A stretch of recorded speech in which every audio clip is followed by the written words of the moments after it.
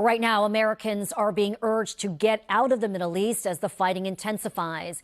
We begin our coverage now with NBC News national security reporter Gordon Lubold. Gordon, thanks for joining us tonight. Hi, good evening, Anya.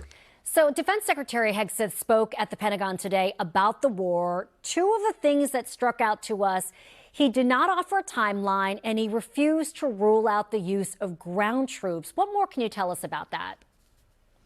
That's right. Based on kind of what President Trump said about this kind of 4 to 5 weeks, which could be more, could be less, as he said, the secretary was careful to not hem the president into a certain timeline for this conflict, really this war, because it's their end game is not completely clear. So if they want to do a little bit more, and they may take more time or do less, Secretary Hegseth bristled at a shouted question by my colleague Courtney Cubie in the briefing room today about the timeline. He said, we just don't play that game, and we'll let you know when we'll let you know.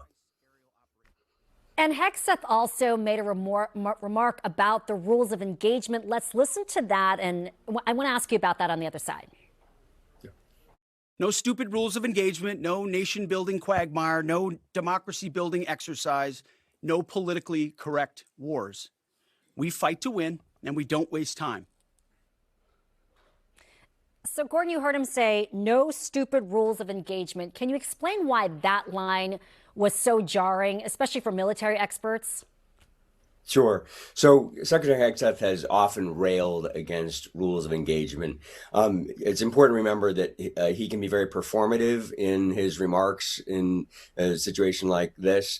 But the rules of engagement are essentially the military's values and how it employs the use of force on the battlefield. And it can be more restrictive and can be less restrictive. These rules tend to change depending on what's required on the battlefield, and troops on the ground will follow their commander's orders, not necessarily the Secretary of Defense, from inside the Pentagon. So if there ever were to be boots on the ground, as you asked, and we're not clear, but they certainly aren't ruling that out right now, that would really come into play as to how troops might interact with enemy forces, whether they shot somebody who was seen with a gun or waited to see if somebody with a gun shoots at them first. That's kind of a slight distinction of how rules of engagement could be employed, and we would see this. But again, these are rules of engagement are followed by the troops follow their commanders,